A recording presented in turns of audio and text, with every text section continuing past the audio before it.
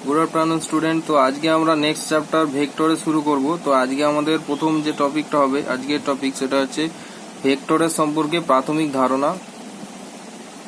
তো এর মধ্যে যেটা প্রথমে আমরা আলোচনা করব সেটা হচ্ছে স্কেলার এবং ভেক্টর রাশির ধারণা। তো এটা তোমরা অলরেডি ক্লাস 9 এ পড়েছো এবং আগের অধ্যায়েও কিছুটা তার ধারণা পেয়েছো। তো স্কেলার আর ভেক্টর কি না, বিভিন্ন ভৌত রাশির দিক এবং অভিমুখের নির্ভরশীলতার উপর নির্ভর করে রাশিগুলিকে আমরা কয়েকটি শ্রেণীভাগে ভাগ করি। তাদের মধ্যে একটা হচ্ছে কি একটা স্কেলার এবং একটা হচ্ছে ভেক্টর। তো স্কেলার রাশি সম্পর্কে যদি আমরা আলোচনা করতে যাই তাহলে এমন অনেক রাশি আছে, তার মধ্যে বেশিরভাগটাই হচ্ছে প্রাথমিক রাশি বা মৌলিক রাশি, যাদেরকে প্রকাশ করার জন্য কেবলমাত্র তার পরিমাপযোগ্য বা নির্ণয়যোগ্য মানই যথেষ্ট এবং যাদের পরিমাণযোগ্য মান সর্বদা প্রায় ধনাত্মকই হয়ে থাকে। সাধারণত বেশিরভাগ ক্ষেত্রেই প্রাথমিক বা মৌলিক রাশি যেমন হচ্ছে ধরে নাও সময়, দৈর্ঘ্য বা ভর, এরা হচ্ছে কেবলমাত্র এদের মান দ্বারাই প্রকাশ পায়, অর্থাৎ এদের অভিমুখ নির্দিষ্ট থাকে না। তার প্রধান কারণ হচ্ছে এদেরকে যে কোনো অভিমুখে যে কোনোভাবে পরিবর্তিত করা হলেও কিন্তু এদের মান সবসময় প্রত্যেকটি দিকে কিন্তু অপরিবর্তিত থাকে।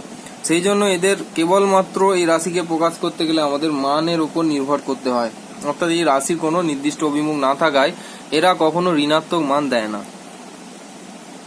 তো স্কেলার বলতে তাৎক্ষণিকভাবে আমরা যাকে বোঝাই, স্কেলার যা কোনো সংখ্যা দ্বারা প্রকাশ করা যায়, অর্থাৎ যা সংখ্যা মান দ্বারা প্রকাশ করা যায় এবং শুধুমাত্র সেই মানের উপরেই নির্ভরশীল থাকে, যা কোনো দিকের ওপর কিন্তু নির্ভরশীল বা পরিবর্তিত নয়। তো স্কেলার রাশি আমরা কাদের বলবো? যে সমস্ত ভৌত রাশি কেবলমাত্র মান আছে কিন্তু কোনো দিক বা অভিমুখ নেই, তাদেরকে আমরা স্কেলার রাশি বলবো। অর্থাৎ আক্ষরিকভাবে বলতে গেলে স্কেলার রাশি মানে সেই সমস্ত রাশি যে সমস্ত রাশির কেবলমাত্র মান আছে কিন্তু কোনো নির্দিষ্ট অভিমুখ না থাকার ফলে এদেরকে যে কোনো দিকে যে কোনোভাবে পরিবর্তিত করা হলেও এদের মান সবসময় প্রতি ক্ষেত্রে সময় সাপেক্ষে কিন্তু অপরিবর্তিত থাকবে। যেমন যে কোনো প্রাথমিক রাশি হতে পারে, যেমন কি না দৈর্ঘ্য, ভর, সময়, উষ্ণতা, শক্তি প্রত্যেকটাই কিন্তু এক একটা স্কেলার রাশি। নেক্সট হচ্ছে যেটা আজকের মুখ্য বিষয় সেটা হচ্ছে ভৌত রাশি এবং ভেক্টর রাশি এবং ভেক্টরের ধারণা। তো ভেক্টর রাশি আলোচনা করতে গেলে আমাদের যে সমস্ত আবিষ্কৃত যে রাশি আছে তার মধ্যে বেশিরভাগই কিন্তু আমাদের ভেক্টর রাশি, অর্থাৎ বাস্তব জীবনে প্র্যাকটিক্যালে আমরা যা রাশি দেখি তার বেশিরভাগ অংশটাই কিন্তু ভেক্টর রাশির মধ্যেই পড়ে।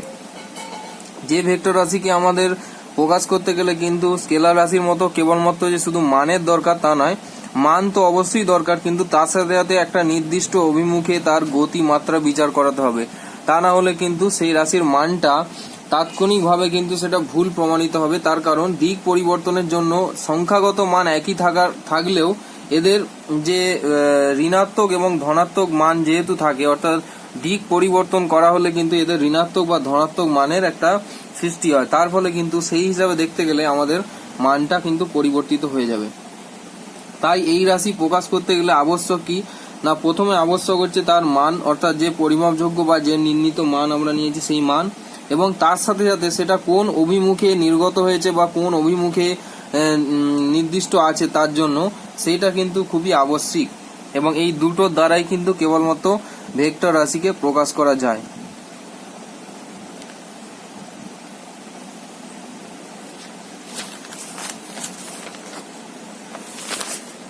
তো ভেক্টর রাশির তাহলে যেহেতু আমরা বললাম যে ভেক্টর রাশি যেহেতু একটা নির্দিষ্ট দিক আছে, তো ভেক্টর রাশির দিককে আমরা প্রকাশ করতে গেলে এখানে আমরা যদি কোনো ভেক্টর রাশির দিককে আমাদের নির্দিষ্ট দিকের সমদিকে ধরি তাহলে তার মানকে আমরা ধরবো ধনাত্মক, এবং তার যদি বিপরীত দিকে ধরি তাহলে আমরা ধরবো ঋণাত্মক।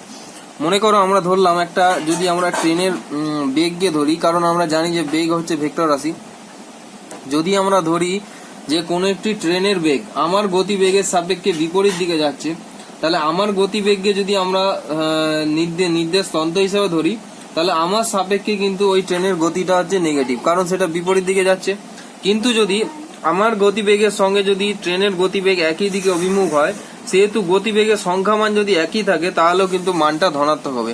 তার কারণ আমি হচ্ছে নির্দেশতন্ত্র, অর্থাৎ নির্দেশতন্ত্র যেদিকে আবর্তিত হচ্ছে তার বিপরীত দিকে যদি যায়, কোনো ভেক্টর রাশির সংখ্যামান একই থাকা সত্ত্বেও কিন্তু তার মানের আগের যে চিহ্ন দ্বারা যে প্রকাশ করা হবে সেটা কিন্তু নেগেটিভ হয়ে যাবে। এক্ষেত্রে কিন্তু ভেক্টর রাশির মানের একটু গুঁড়ো পরিবর্তন দেখা যাবে। তো ভেক্টর বলতে আক্ষরিক অর্থে কাদের বোঝায় না, ভেক্টর যা কোনো সংখ্যা দ্বারা প্রকাশ করা যায় এবং তার মান ও দিক দুই থাকে এবং এগুলিকে নিয়ম অনুসারে শুধু কি করা হয় না সংযোজিত করা সম্ভব, অর্থাৎ কি না যার একটা নির্দিষ্ট মান এবং দিক অবশ্যই থাকবে, কিন্তু এটা স্কেলারের মতো কিন্তু যোগ বা বিয়োগ করা যাবে না। অর্থাৎ যদি আমরা কোনো একটি মানকে সংযোজন বা বিয়োজন করতে যাই, স্কেলার রাশি হিসাবে যতটা সহজ ভেক্টরে কিন্তু ততটা সহজ নয়, কারণ ভেক্টরেতে মানের সাথে সাথে কিন্তু দিকটাও কিন্তু তার সঙ্গে একটি নির্ভরশীল বিষয়, সেহেতু মান এবং অভিমুখ দুটোকেই কিন্তু একই হারে পরিবর্তিত করতে হবে। তো ভেক্টর রাশি আমরা কাদের বলবো না, যে সমস্ত ভৌত রাশি মান ও দিক দুই আছে তাদেরকে আমরা ভেক্টর রাশি বলবো। এটা তোমরা আগে থেকেই জানো। যেমন উদাহরণ কি হিসাবে আমরা দিতে পারি বল, সরণ, বেগ, ত্বরণ ইত্যাদি, আরো অজস্র ভেক্টর রাশি আছে। তাহলে এরা প্রত্যেকেই কিন্তু মান তো থাকবে অবশ্যই, কিন্তু তার সাথে সাথে অভিমুখও থাকবে। তাহলে স্কেলার আর ভেক্টরের যে মূল ফারাক সেটা হচ্ছে কি না, স্কেলার রাশি আর ভেক্টর রাশির মধ্যে তফাতের মূল কারণটাই হচ্ছে অভিমুখ। কারণ স্কেলার রাশি হচ্ছে অভিমুখ নির্ভরশীল নয়, কারণ অর্থাৎ কি না যে কোনো অভিমুখে পরিবর্তন করলে তার একই মান থাকবে, কিন্তু ভেক্টর রাশির মানের অভিমুখ পরিবর্তন করলে সেটা ঋণাত্মক অথবা ধনাত্মক বা কখনো শূন্যও হতে পারে তার মানের পরিপ্রেক্ষিতে। তো এই ভেক্টরকে জ্যামিতিক ভাবে কি করে প্রকাশ করা হয়, কারণ ভেক্টর মানেই একটা, যেহেতু আমরা আগে আলোচনা করলাম না, ভেক্টরটা কিন্তু সাধারণ যে গাণিতিক নিয়ম, সেই গাণিতিক নিয়ম অনুযায়ী এর কোনো যে অপারেশন গুলো হয় অর্থাৎ যোগ, বিয়োগ, গুণ, ভাগ, এগুলো কিন্তু সাধারণ গাণিতিক নিয়ম অনুযায়ী না হয়ে কিছু কিছু জ্যামিতিক এবং বিশেষ গাণিতিক পদ্ধতিতে কিন্তু নির্ভর করে এগুলোকে তৈরি করা হয়েছে। তো এখানে কি বলা হয়েছে না, ভেক্টরের যে জ্যামিতিক প্রকাশ সেটা কেমন হয় না, কোনো ভেক্টরের একটি তীর চিহ্ন রেখাংশ দ্বারা প্রকাশ করা হয়। কারণ তীর চিহ্ন রেখাটা কি নির্দেশ করে, ওই রেখাংশটি দৈর্ঘ্য বরাবর ভেক্টরের মান এবং তীর চিহ্নটি হলো ভেক্টরের দিক নির্দেশ করে। তাহলে রেখাংশটি যে দৈর্ঘ্য বরাবর আছে সেই দৈর্ঘ্য বরাবর শুধুমাত্র মাত্র কিন্তু ওই ভেক্টরটার মান প্রকাশ করে, আর ওই মাথার তীর চিহ্নটা প্রকাশ করে সেটা কোন ডাইরেকশন থেকে কোন ডাইরেকশনের দিকে মুখ করে আছে। তো এখানে আমরা দেখতে পাচ্ছি দুটো ছবি আছে, একটাতে এবি আছে আর একটাতে এবি আছে। তো এখানে এবি বলতে সাধারণত এদের মধ্যে অন্তর্বর্তী দূরত্ব কত সেটা দেখানো হয়েছে, এবং এখানে এবি বলতে এদের অন্তর্বর্তী সরণ কত সেটা দেখানো হয়েছে। তাহলে এখানে দেখতেই পাচ্ছি অ্যারো দিয়ে মেনশন করা আছে, তার মানে এই সরণের যে অভিমুখটা সেটা হচ্ছে এ থেকে বি এর দিকে। তাহলে প্রথম চিত্রে এবি হলো সাধারণত অতিক্রান্ত দূরত্ব, তাই একে আমরা কি চিহ্ন দিয়ে প্রকাশ করব না, এবি বার। অর্থাৎ বার মানে কি নির্দেশ করে না, প্রাথমিক এবং অন্তিম অবস্থানের মধ্যে তার অন্তর্বর্তী দূরত্ব কতটা। সেখানে কিন্তু পদ নির্ভরশীল নয়, অর্থাৎ যে কোনো পদ হতে পারে। এবারে যদি আমরা দ্বিতীয় চিত্রটার দিকে দেখি, তাহলে দ্বিতীয় চিত্রটাতে আমরা দেখবো যে এবি হলো না সরণ, তাই এখানে এবি বলতে এখানে সরণকে যেহেতু বোঝাচ্ছে, তাহলে এবির ইন্ডিকেশনটা কি হবে, এবি মাথায় অ্যারো, ঠিক যেমনটা আমরা কোনো ভেক্টর রাশির ক্ষেত্রে আমরা করে থাকি। অর্থাৎ যেহেতু সরণ একটি ভেক্টর রাশি, তাহলে এবির ইন্ডিকেশনটা কি হবে, এবি মাথায় অ্যারো। এর দ্বারা কি প্রকাশ হবে, এর দ্বারা দুটো জিনিস প্রকাশ পাবে, একটা তো এবি এর মধ্যে দূরত্ব কতটা, এবং 2 নম্বর হচ্ছে এবি এ থেকে বি এর ডাইরেকশনটা কোন দিকে, অর্থাৎ কোন দিকে আমরা মানটাকে গণনা করব। এখান থেকে যদি আমরা শুধুমাত্র এবির মানটা বের করতে যাই, অর্থাৎ যে ভেক্টর তার সংখ্যা মানটা কত, তাহলে আমাদের মড এবি নিতে হবে। অর্থাৎ মড এবিটা ইন্ডিকেট করে, মড এবি মানে হচ্ছে কোনো চিহ্নবিহীন মান, অর্থাৎ যদি নেগেটিভ হয় তাহলে তার শুধুমাত্র সংখ্যা মানটাকে কিন্তু প্রকাশ করবে এই মডিউলাস। তাহলে কোনো ভেক্টর রাশির মান নির্ণয় করতে গেলে তার মডিউলাস বের করলেই কিন্তু আমাদের তার মানটা আমরা পাবো, অর্থাৎ কেবলমাত্র এখানে মান, যেটা স্কেলার রাশির ক্ষেত্রে আমরা নির্ণয় করে থাকি। তো ভেক্টরের বিভিন্ন প্রকাশ, তো ভেক্টরকে কয়েকটি ভাগে প্রকাশ করা হয়। প্রথম ভাগটাই হচ্ছে কি না সমান ভেক্টর। তাহলে ভেক্টরে এগুলোকে আমরা পদ্ধতিগত শ্রেণীবিভাগও বলতে পারি। তো কিভাবে নির্ণয় করা হয় না, প্রথম হচ্ছে সমান ভেক্টর। সমান ভেক্টর কাকে বলে না, দুই বা ততোধিক ভেক্টরের মান ও দিক যদি একই হয় তাহলে তাদেরকে আমরা সমান ভেক্টর বলবো। এই যে পাশের যে ছবিটা দেখতে পাচ্ছি, এখানে এ থেকে এ বি এবং হচ্ছে সিডি এর আর এবি এর মধ্যে দেখো বি থেকে এ পর্যন্ত, আর এখানে হচ্ছে ডি থেকে সি পর্যন্ত হচ্ছে দুটোর কিন্তু ডিস্টেন্স সমান, কিন্তু দুটোর মধ্যে ডাইরেকশনও কিন্তু সমান। তাহলে এখানে কি নির্দেশ করেছে, সমান ভেক্টর আমি তাদেরই বলবো যাদের মান এবং দিকটা একই থাকবে, অর্থাৎ এদের মধ্যে অন্তর্বর্তী দূরত্ব একই হবে এবং এদের ডাইরেকশনও একই হবে। কিন্তু এখানে একটা দেখার বিষয়, যেখানে দেখো এ বি যে পয়েন্টে আছে, সিডি কিন্তু আলাদা পয়েন্টে আছে, অর্থাৎ এদের প্রাথমিক এবং অন্তিম অবস্থান আলাদা হতে পারে, কিন্তু এদের মধ্যে দূরত্ব সেম হবে এবং ডাইরেকশনটাও হবে একই দিকে। তাহলে এখানে সেহেতু আমরা লিখতে পারি কি না, এ বি আর সিডি দুজনের মান কি এ ভেক্টর। নেক্সট হচ্ছে কিনা বিপরীত ভেক্টর। তাহলে বিপরীত ভেক্টর কাকে বলে? আগের ছবিটারই মতো এই পাশের ছবিটা, কিন্তু একটুখানি চেঞ্জ কি না সেটা দেখো, দুটোরই কিন্তু দৈর্ঘ্য সমান, কিন্তু এখানে ডাইরেকশনটা দুজনেরই কিন্তু উল্টো, অর্থাৎ একটা বি থেকে এ অভিমুখে আর একটা সি থেকে ডি অভিমুখে। তাহলে বিপরীত ভেক্টর আমরা কাদের বলবো? না যে সমস্ত বা যে সমগ্র ভেক্টরের মান সমান, অর্থাৎ অন্তর্বর্তী যে মান সেটা সমান, কিন্তু তাদের অভিমুখ পরস্পরের বিপরীত দিকে, তাদেরকে আমরা বিপরীত ভেক্টর বলবো। সেহেতু আমরা যদি দেখো এখানে যদি এ বি এর মানটাকে আমরা এ নিই, অর্থাৎ যদি পজিটিভ এ ভেক্টর দিয়ে ইন্ডিকেট করি, তাহলে সিডি এর মানটা হয়ে যাবে কি নেগেটিভ এ ভেক্টর। আবার যদি আমরা সিডি কে পজিটিভ দিয়ে ইন্ডিকেট করি, তাহলে এ বিটা হয়ে যাবে নেগেটিভ। কারণ কি না, একটা ডাইরেকশনকে যদি আমরা আমাদের নির্দেশ তন্ত্র হিসেবে ধরি, তাহলে তার সাপেক্ষে অন্যটা যেহেতু বিপরীত দিকে আছে, সেহেতু আমরা তার ক্ষেত্রে নেগেটিভ ডাইরেকশন ধরবো। তার কারণ এটাই হচ্ছে ভেক্টরের নিয়ম, মানটা সমান কিন্তু এখানে ডাইরেকশন চেঞ্জ হয়ে যাওয়ার জন্য এখানে ধনাত্মক এবং ঋণাত্মক মানের সৃষ্টি হচ্ছে। তাহলে এখানে আমরা যদি এবিটাকে পজিটিভ ধরি, তাহলে সিডিটা হবে অবশ্যই নেগেটিভ, অর্থাৎ এবি যদি এ হয় সিডি হবে মাইনাস এ ভেক্টর। একরেখীয় ভেক্টর। একরেখীয় ভেক্টর কাকে বলে? না যখন আমরা দুই বা ততোধিক সমান্তরাল ভেক্টর সমান অথবা অসমান, সমান অথবা অসমান বলতে এখানে না, এখানে এদের দৈর্ঘ্যটা সমানও হতে পারে অথবা আলাদা আলাদা হতে পারে, এবং একমুখী বা বিপরীতমুখী হয়, তাদেরকে আমরা একরেখীয় ভেক্টর বলবো। অর্থাৎ কিনা এদের যে আমাদের দৈর্ঘ্যটা যে সমান হচ্ছে বা অসমান হচ্ছে সেটা তো কোনো ব্যাপারই নয়, এবং এদের যে অভিমুখটা সেটাও কোনো ব্যাপার নয়, কেবলমাত্র কিনা পরস্পরের সমান্তরালে থাকলেই হবে। তাহলে দৈর্ঘ্য একমুখী হতে পারে, বিপরীতমুখী হতে পারে, অথবা মান সমান হতে পারে বা অসমান হতে পারে, কিন্তু কেবলমাত্র এরা পরস্পরের সমান্তরাল ভাবে থাকবে। তাহলে পাশের ছবিটা দেখতে পাচ্ছি, এখানে এ বি সি ডি আর হচ্ছে ইএফ। এ বি আর সিডির মধ্যে কি দুটোর মানের তো মান একই আছে, কিন্তু অভিমুখ আলাদা। আবার এ বি আর ইএফ বা সিডি আর ইএফ এর মধ্যে কি মানটা হচ্ছে কি আছে, এ বি আর ইএফ এর মধ্যে যদি ধরি, তাহলে এক্ষেত্রে আমরা দেখতে পাচ্ছি অভিমুখটা একই কিন্তু মানটা আলাদা।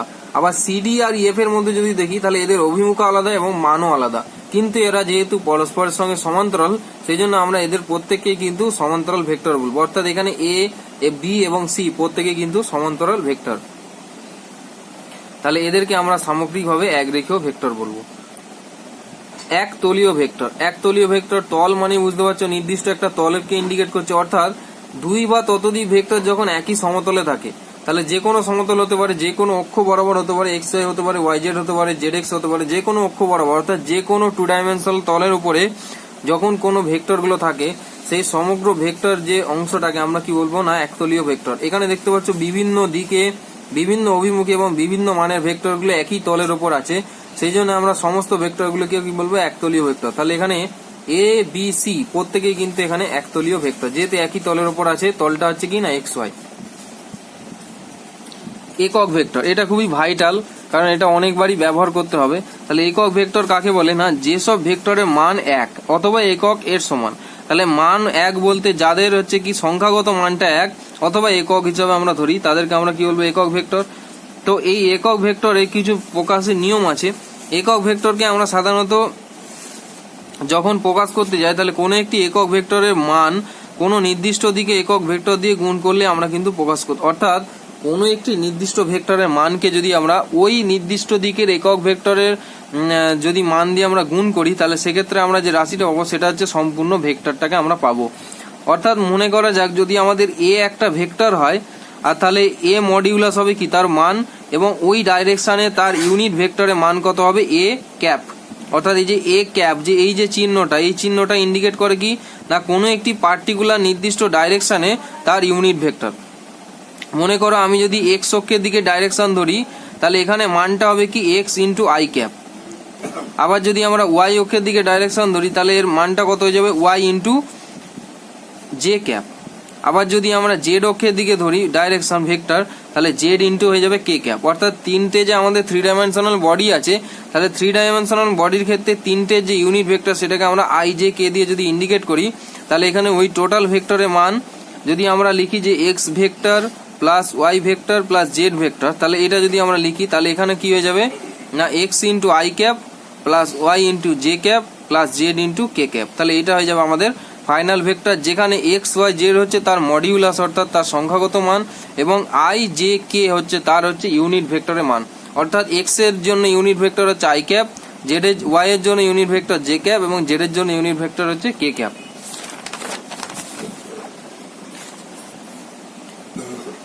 ভেক্টরের যোগফল। এবার আমরা শিখবো কি না ভেক্টরের যোগফল। তো প্রথমে আমরা আলোচনা করেছি না সাধারণত স্কেলার যে রাশিগুলো হয় তাদের যোগফল সাধারণ বীজগণিতিক নিয়ম বা পাটিগণিতিক নিয়মে হলেও আমাদের যে ভেক্টরের যোগফল সেটা কিন্তু সাধারণ নিয়মে হয় না। এখানে দুটো আমরা নিয়ম ইউজ করি, বিশেষ গাণিতিক নিয়ম এবং জ্যামিতিক নিয়ম।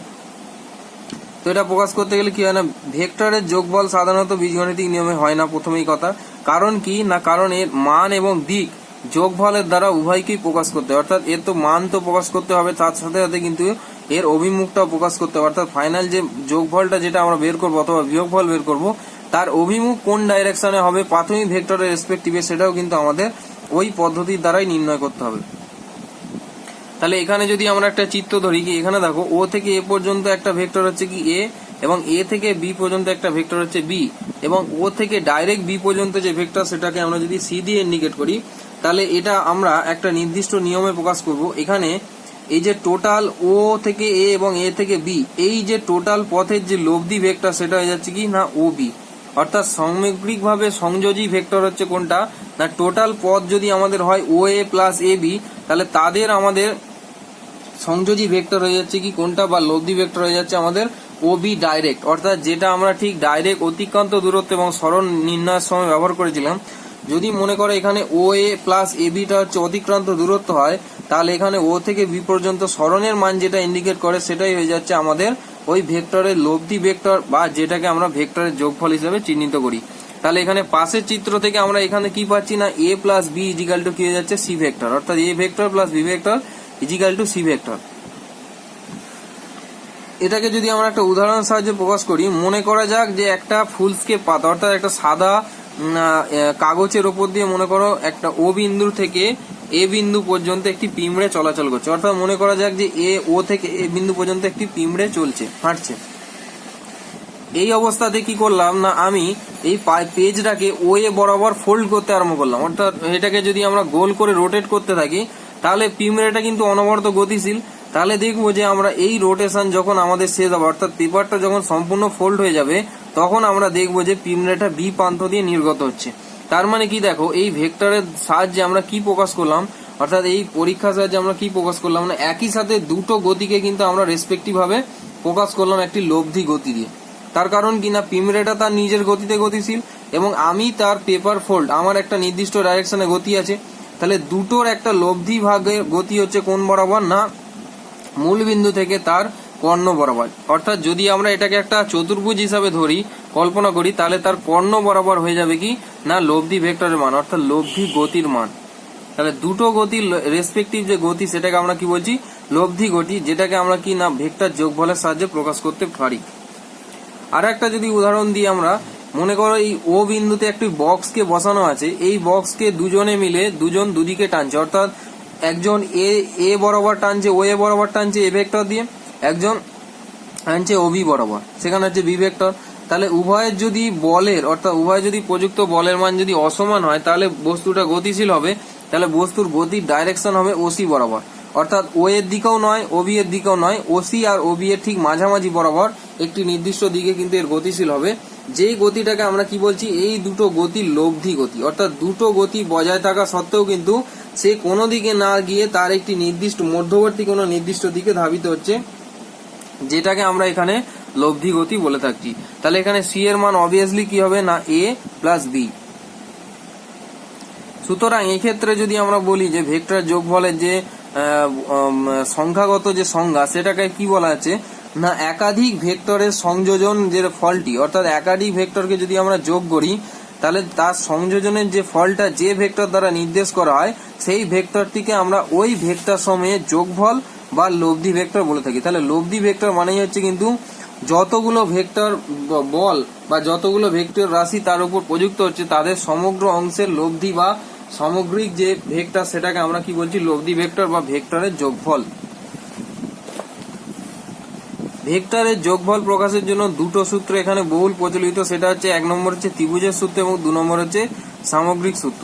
তো প্রথমে যদি আমরা ত্রিভুজের সূত্র নিয়ে আলোচনা করি তো ত্রিভুজের সূত্রে দেখো ত্রিভুজের সূত্রটা কি বলছে না একটি ত্রিভুজের ক্রমানুসারে গৃহীত দুটি বাহু দুটি ভেক্টরের মান ও দিক যদি সূচিত করে তাহলে বিপরীত ক্রমে গৃহীত তৃতীয় বাহুটি উক্ত ভেক্টর দুটির লব্ধির মান ও দিক নির্দেশ করবে। তাহলে এখানে আরেকবার বলছি আমি সংজ্ঞাটা, না একটি ত্রিভুজের ক্রমানুসারে গৃহীত দুটি বাহু, ক্রমানুসারে গৃহীত মানে একটা বাহু থেকে অন্য বাহুতে যাবে, অর্থাৎ ও থেকে এ পর্যন্ত গেলাম, আবার এ থেকে বি পর্যন্ত, অর্থাৎ ডিসক্রিট নয়, কন্টিনিউয়াস যদি আমরা যাই একটা নির্দিষ্ট বাহু থেকে অন্য বাহু বরাবর, তাহলে সেই দুটো বাহু একটা নির্দিষ্ট দিকে গতি থাকবে, এবং এই গতি ছাড়াও কিন্তু আর একটা যে বাহু থাকে ত্রিভুজে, সেই বাহুটাকে যদি আমরা বিপরীত ক্রমে নিই, তাহলে ওই বিপরীত ক্রমে নির্ণীত যে বাহুটা সেটা ওই দুটো আগের যে বাহু তাদের যে লব্ধি মান সেই মানকে নির্দেশ করবে। তো প্রথমে বলে রাখি এখানে বিপরীত ক্রমে কেন বলা হয়েছে, না বিপরীত ক্রমে বলতে এখানে ঘড়ির কাঁটার উল্টো দিকে বা সোজা দিকে এই গতিকে নির্দেশ করা হচ্ছে। যদি আমরা ধরি মনে করো ও থেকে এ পর্যন্ত, অর্থাৎ ও থেকে এ পর্যন্ত এবং এ থেকে বি পর্যন্ত, এটা যদি গতিটা আপেক্ষিকভাবে আমাদের কি ঘড়ির কাঁটার বিপরীত দিকে হচ্ছে, অর্থাৎ অ্যান্টি ক্লকওয়াইজ, কিন্তু এখানে ও থেকে যদি বি ডাইরেক্ট আমরা যাই তাহলে সেটা হয়ে যাচ্ছে কি না ঘড়ির কাঁটার দিকে, অর্থাৎ দেখতে গেলে কি হচ্ছে না এই যে সামগ্রিক গতিটা লব্ধি গতির বিপরীত দিকে অভিমুখ নির্দেশ করছে। তাহলে এখানে বিপরীত দিকে অভিমুখ বলতে বিপরীত ক্রমে গৃহীত বলতে এই কথাটাকে কিন্তু উল্লেখ করা আছে, অর্থাৎ সংযোজী ভেক্টর দুটোর যে অভিমুখ লব্ধি ভেক্টরের অভিমুখ তার ঠিক বিপরীত দিকে নেওয়া হয়েছে।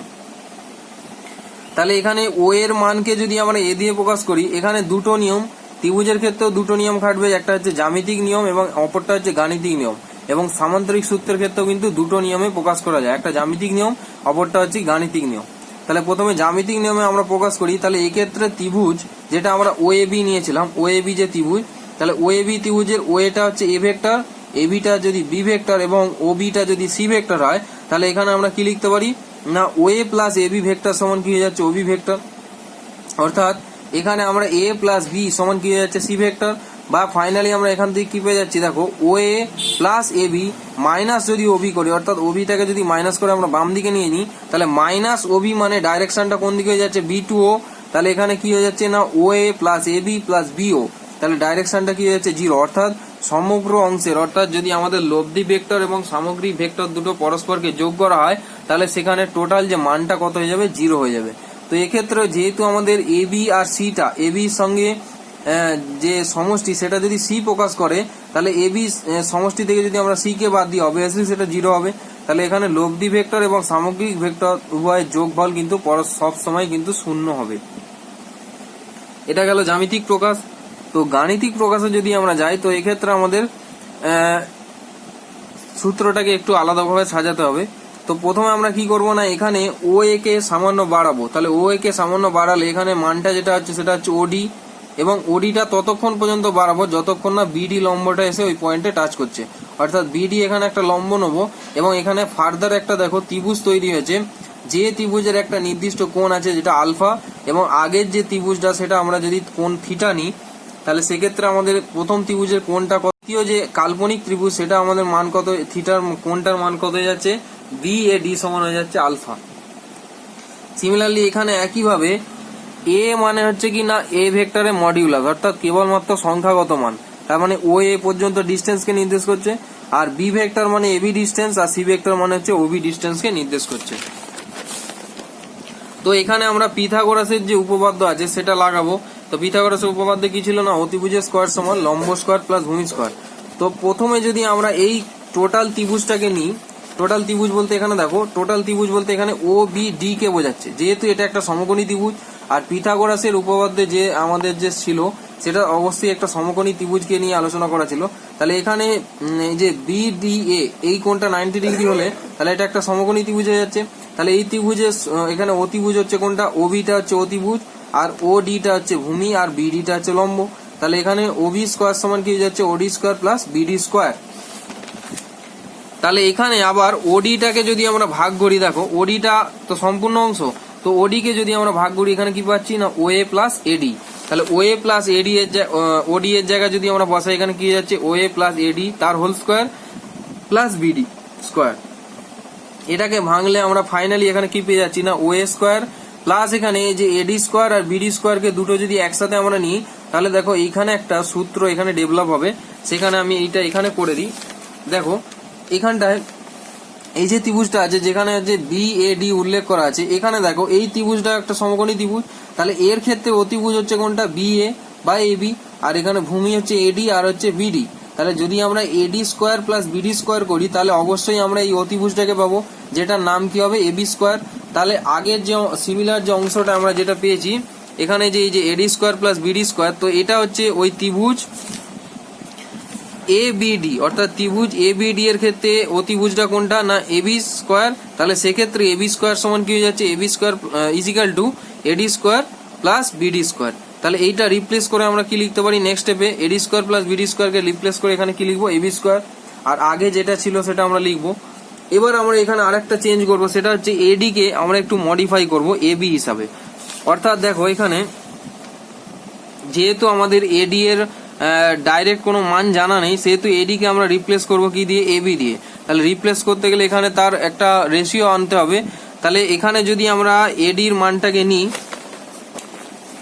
অর্থাৎ আমি এখানে লিখতে পারি, এখানে দেখো তো এডি কে আমি যদি লিখি তাহলে এডি কে আমি কি লিখতে পারি এরকম, AB into AD by AB. Obviously এটা লেখা যাবে, কারণ এবি এবি ক্যান্সেল আউট হয়ে গেলে আমরা কি পেয়ে যাচ্ছি, ফাইনালি এডিটা পেয়ে যাচ্ছি। তো এখানে যদি আমাদের এই যে লব্ধি কোণটা যদি আমাদের আলফা হয়, আর আমাদের যদি এই কোণটা অর্থাৎ বিডিটা যদি লম্ব হয় আর এডিটা যদি ভূমি হয়, তাহলে এবিটা অবশ্যই অতিভুজ হবে। তাহলে এখানে দেখো এডি বাই এবি মানে কি হয়ে যাচ্ছে, এডি বাই এবি মানে কি হয়ে যাচ্ছে, এখানে ভূমি বাই অতিভুজ। তাহলে ভূমি বাই অতিভুজ কাকে ইন্ডিকেট করে না, কোনো একটি কোণের কোসাইনকে ইন্ডিকেট করে। তাহলে এখানে এবির সাথে আমি এই যে মানটা অর্থাৎ এই যে রেশিওটাকে আমরা কি দিয়ে লিখতে পারি, কস আলফা দিয়ে। অর্থাৎ এখানে সিম্পলি রিপ্লেস করবো এডি এর জায়গায় কি হয়ে যাচ্ছে, এবি কস আলফা। তাহলে সিমিলারলি এখানে একই জিনিস করলাম, অর্থাৎ এডিটাকে আমি কি লিখলাম না, AB into AD by AB. তাহলে এখানে এডি বাই এবিটাকে আমরা সিম্পলি রিপ্লেস করলাম কি দিয়ে, কস আলফা দিয়ে। তো এখান থেকে আমরা মানটা কত পেয়ে যাচ্ছি, তাহলে এখানে এবার মানগুলো বসাবো।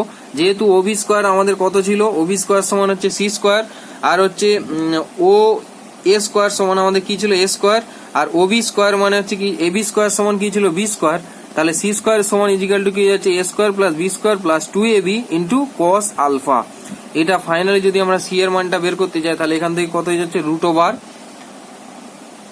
Over A square plus B square plus 2ab into cos alpha. তো এই ত্রিভুজের যদি আমরা নতি বের করতে যাই ট্যান থিটা, তাহলে ট্যান থিটা ত্রিভুজ অনুযায়ী কত হবে না, ট্যান থিটা ত্রিভুজ অনুযায়ী এখানে বিডিটা হচ্ছে লম্ব আর হচ্ছে ওডিটা ভূমি। তাহলে লম্ব বাই ভূমি মানে হচ্ছে বিডি বাই ওডি হবে। তাহলে বিডি বাই ওডির তো মান আমাদের জানা নেই, তাহলে সিম্পলি এটাকে আবার এবি দিয়ে রিপ্লেস করব। তাহলে যদি আমরা এটাকে এবি লিখি, তাহলে এবি ইন্টু আমরা বিডি বাই এবি লিখতে পারি। আর এখানে আমরা ওডি এর জায়গায় কত লিখবো, ফার্স্ট অফ অল ওডি এর জায়গায় আমরা কি লিখছি, ও এ প্লাস এডি। তো ও এর একটা নির্দিষ্ট মান আছে, কিন্তু এডি এর কোনো নির্দিষ্ট মান নেই। তো সিম্পলি আগেরটার মতো এডি কে আমরা রিপ্লেস করব, রিপ্লেস করে আমরা এবি তে আনবো। তো AB into AD by AB হয়ে যাচ্ছে। তাহলে এখানে ও এর যে মান সেটা হয়ে যাচ্ছে এ, আর এ বি এর যে মান সেটা হয়ে যাচ্ছে কত, বি। আর এখানে এটা যে ফাইনাল যে রেশিওটা এখান থেকে পেলাম যে এডি বাই এবি, সেটা হয়ে যাচ্ছে কত না, কস আলফা, যেটা আগে আমরা পেয়েছিলাম। আর যেটা আর একটা যে রেশিওটা বেরিয়েছে এখানে বিডি বাই হচ্ছে এবি, তো এটা হয়ে যাচ্ছে আমাদের কি সাইন আলফা। তো এটা কেন হচ্ছে একবার দেখিয়ে দিই। তো সাইন আলফা বলতে দেখো, সাইন বলতে আমরা কাকে বোঝাই না, লম্ব বাই অতিভুজকে বোঝাই। তাহলে এই ত্রিভুজের অর্থাৎ যে কাল্পনিক যে ত্রিভুজটা আমরা নিয়েছি যার কোণ হচ্ছে আলফা, তো সেক্ষেত্রে লম্ব হচ্ছে বিডি আর অতিভুজ হচ্ছে কত, এবি। তাহলে বিডি বাই এবি মানে আমরা কাকে এখানে প্রকাশ করব না, সাইন আলফাকে। তো সিম্পলি আমরা এখানে বিডি বাই এবি এর জায়গা কি লিখতে পারি, সাইন আলফা। তো এখান থেকে ফাইনালি যে নতির মানটা আমরা পেয়ে যাচ্ছি tan theta is equal to B into sine alpha by A plus B into cos alpha. তো নেক্সট হচ্ছে আমাদের সামান্তরিক সূত্র। তো সামান্তরিক সূত্রতে কি বলছে না, সামান্তরিক মানে তোমরা জানো যেটা একটা এমন চতুর্ভুজ যার পারস্পরিক দুটো বাহু হচ্ছে সমান এবং সমান্তরাল, বিপরীত বাহুগুলো। তো এই সামান্তরিকের সাহায্যেও কিন্তু লব্ধি ভেক্টরের মান আমরা প্রকাশ করতে পারি। এই সূত্রের যে ব্যাখ্যা সেটা কি বলছে না, কোন সামান্তরিকের দুটি সন্নিহিত বাহু যদি দুই ভেক্টরের মান ও দিক সূচিত করে, তবে ওই বাহুদ্বয়ের যে ছেদবিন্দু থাকবে, তাহলে সেই ছেদবিন্দু দিয়ে অঙ্কিত সামান্তরিকের কর্ণটি হবে ওই দুটি লব্ধির মান এবং দিক নির্দেশ করবে। তাহলে এক্ষেত্রে ছেদবিন্দু ভেক্টর দুটি হলো ওই দুটি ভেক্টরের লব্ধির মানকে নির্দেশ করবে, যেটা হচ্ছে তার আদি বিন্দু। তাহলে এখানে আমরা যদি ধরে নিই যে এখানে ওডি আর হচ্ছে ও এ বরাবর যদি দুটি ভেক্টর আমরা ধরি সামান্তরিকের দুটি বাহু বরাবর, প্রথমটা এ এবং পরেরটা বি, তাহলে এদের যে ছেদবিন্দু হচ্ছে ও, তাহলে ও বিন্দু থেকে ওই কাল্পনিক সামান্তরিক বরাবর যে কর্ণটা আমরা যাবে, সেই কর্ণটাই হয়ে যাবে কি এ এবং বি ভেক্টরের লব্ধি ভেক্টর, যেটা সি দিয়ে ইন্ডিকেট করা হবে।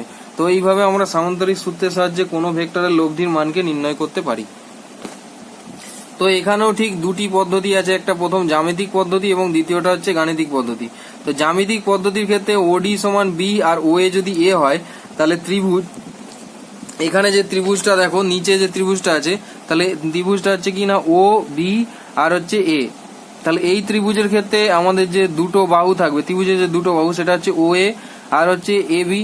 এই দুটো বাহু হচ্ছে একই দিকে এবং হচ্ছে ও এ বি বাহুটা হচ্ছে বিপরীত দিকে। তাহলে এটা যেমন আগে ত্রিভুজের ধর্ম অনুযায়ী করেছিলাম। এবার এখানে ওডি যদি বি হয় তাহলে অবশ্যই এ বিটা বি হবে, কারণ ওডি আর এ বি হচ্ছে পরস্পর সমান ও সমান্তরাল। তাহলে আমরা এই ত্রিভুজের ক্ষেত্রে লিখতে পারি কি আগে ত্রিভুজের ধর্ম থেকে যে এ প্লাস বি ইজিক্যাল টু তাহলে কি হয়ে যাবে সি। আর মানে এখানে আমরা ফাইনালি যে ত্রিভুজটা আমরা পেলাম সেটা হচ্ছে ও এ বি ত্রিভুজের ক্ষেত্রে ও এ প্লাস এ বি সমান ও বি যদি হয়, তাহলে ও এ প্লাস ওডি সমান কি হয়ে যাবে ও বি, কারণ এ বি এর সঙ্গে ওডিটা সমান্তরাল এবং সমান। তাহলে ফাইনালি এখান থেকে যে মানটা আমরা পেয়ে যাচ্ছি সেটা হচ্ছে A plus B is equal to C. এটা হচ্ছে জ্যামিতিক পদ্ধতিতে। গাণিতিক পদ্ধতিতে যদি আমরা প্রকাশ করতে যাই তাহলে আগের মতো ঠিক একটা আমাদের এখানে নিচের যে পাদ যে রেখাটা অর্থাৎ ও এ রেখাকে আমরা বর্ধিত করব ই পর্যন্ত এবং ততটাই বর্ধিত করব যতক্ষণ না বি আর ই হচ্ছে লম্ব আমরা প্রকাশ করতে পারছি। তাহলে এখানে বি আর ই হচ্ছে ওই সরলরেখার উপর লম্ব এবং এখানে বি এ ই একটা ত্রিভুজ উৎপন্ন হয়েছে যেটা কাল্পনিক এবং এটার যে কোণটা আমরা নিয়েছি সেটা হচ্ছে আলফা কোণ, যেমনটা ঠিক আমরা আগের ত্রিভুজের ক্ষেত্রে নিয়েছিলাম। তো এটা নির্ণয় করব আমরা কিভাবে না, এখানেও সিমিলারলি একইভাবে এ নির্দেশ করছে এ ভেক্টরের মডিউলাস মানে শুধু সংখ্যাগত মান, বি নির্দেশ করছে বি ভেক্টরের মডিউলাস অর্থাৎ ওডি বা এবি কে নির্দেশ করছে আর সি নির্দেশ করছে ওবি কে। তো এখানে যে দুটো ত্রিভুজ আছে, প্রথমে যে মেন ত্রিভুজ যেটা হচ্ছে ও বি এ, তো তার যে কোণ বি ও এ কোণটা হচ্ছে থিটা ডিগ্রি। তাহলে এখানে যে কোণটা আছে বি ও এ কোণ এটা হচ্ছে থিটা এবং যে কাল্পনিক ত্রিভুজ আছে যেটা হচ্ছে এ বি ই আমরা নিয়েছি তার কোণ হচ্ছে আলফা, অর্থাৎ তার বি এ ই কোণটা হচ্ছে আলফা। তাহলে এখানে যদি আমরা এই যে টোটাল ত্রিভুজটাকে নিই অর্থাৎ ও ই বি, তাহলে ও ই বি ত্রিভুজের ক্ষেত্রে তাহলে এখানে আমাদের ত্রিভুজ ও ই বি এর ক্ষেত্রে কি হয়ে যাচ্ছে না ওবি স্কোয়ার, ওবি স্কোয়ার মানে এখানে হচ্ছে কি লম্ব, ওবি স্কোয়ার মানে এখানে অতিভুজের স্কোয়ার, তাহলে ওবি স্কোয়ার ইজিক্যাল টু কি হয়ে যাচ্ছে না O E square plus B E square, ভূমি স্কোয়ার প্লাস লম্ব স্কোয়ার। তাহলে এখানে আবার ও ইটাকে আমরা দুটো পার্টে ভাগ করতে পারি, একটা হচ্ছে ও এ প্লাস এই, তাহলে ও এ ওই জায়গা আমরা কি বসাচ্ছি এখানে না ও এ প্লাস এই, তাহলে ও এ প্লাস এই তার হোল স্কোয়ার আর হচ্ছে বি স্কোয়ার। তাহলে এখান থেকে ফাইনালি আমরা যে মানটা পাচ্ছি সেটা হচ্ছে ও এ স্কোয়ার প্লাস এ ই আর বি কে আমরা যদি একসাথে জুড়ি তাহলে এই আর বিটা কি নির্দেশ করছে না এই হচ্ছে যে কাল্পনিক ত্রিভুজটাকে আমরা নিয়েছিলাম তার ভূমি হচ্ছে এই আর লম্ব হচ্ছে বিই। তাহলে এখানে এই আর বি হচ্ছে ভূমি আর লম্ব, তাহলে ভূমি স্কোয়ার প্লাস লম্ব স্কোয়ার যদি হয় তাহলে এটা ইন্ডিকেট করবে তার অতিভুজকে, যেটা মানটা কি এ বি। তার মানে এ বি স্কোয়ার ইজিক্যালটা আমরা কি লিখতে পারি না এ স্কোয়ার প্লাস বি স্কোয়ার। তাহলে এখানে ফাইনালি আমাদের যে এ স্কোয়ার প্লাস বি স্কোয়ার আছে এটাকে আমরা রিপ্লেস করবো এ বি স্কোয়ার দিয়ে। আর আগেরটার মতো আমরা এই যে যেখানে আমরা পেয়েছিলাম কি না এই, তাহলে এইটাকে আমরা রিপ্লেস করব কি দিয়ে না এ বি ইন্টু এই বাই এ বি, ঠিক আগেরটার মতো। সেখান থেকে আমরা এই বাই এ বি এর মানটা আমরা কি পেয়ে যাচ্ছি cos alpha, R A B এর মান তো আমাদের জানা আছে। তাহলে সি স্কোয়ার ইজিক্যাল টু কি হয়ে যাচ্ছে finally A square plus B square plus 2ab into cos alpha. এখান থেকে সি এর মান আমরা কত পেয়ে যাচ্ছি না root over A square plus B square plus 2ab into cos alpha. তো এই ত্রিভুজের যদি আমরা নতিটাকে বের করতে যাই অর্থাৎ ত্রিভুজ ও ই বি, ত্রিভুজ ও ই বি এর যদি নতি আমরা বের করতে যাই তাহলে এখানে ট্যান থিটা সমান কত হয়ে যাচ্ছে লম্ব বাই ভূমি, তার মানে হচ্ছে বিই বাই ওই। তাহলে বিই বাই ওই যদি হয়, এখানে বি আর ওই কোনোটারই মান আমাদের জানা নেই, তাহলে এটাকে আমরা জাস্ট সাবস্টিটিউট করব কি দিয়ে না বিটাকে আমরা সাবস্টিটিউট করবো এ দিয়ে, তাহলে A B into B by A B. আর নিচে আমরা লিখতে পারি কি না ওইটা যেহেতু আমরা ব্রেক করে লিখেছি তাহলে ওইকে আমরা কি লিখতে পারি না এ ও এ প্লাস এই। আবার আমরা এই কে এখানে ব্রেক করে কি লিখবো এই কে আমরা লিখলাম A B into A E plus by A B. তাহলে এখানে বি বাই এ বিটা নির্দেশ করছে কি সাইন আলফাকে, অর্থাৎ বি মানে হচ্ছে আমাদের কি লম্ব আর এ বি মানে হচ্ছে অতিভুজ। তাহলে এটা নির্দেশ করবে যে কাল্পনিক ত্রিভুজটা আমরা নিয়েছি তার সাইন আলফা, আর এখানে এ ই বাই হচ্ছে এ বিটা নির্দেশ করবে কি না কস আলফা, যেটা হচ্ছে ভূমি বাই অতিভুজ। আমরা যেটা কাল্পনিক ত্রিভুজ নিচ্ছি তার ভূমি বাই অতিভুজ। তাহলে এখানে যদি আমরা এটা মানটাকে বসাই তাহলে ফাইনালি নতি ট্যান থিটা ইজিক্যাল টু কি হয়ে যাচ্ছে B sine alpha by A plus B cos alpha. তো আজকের ক্লাস এখানে সমাপ্ত, নেক্সট ক্লাস আমরা এরপর থেকে আলোচনা করবো।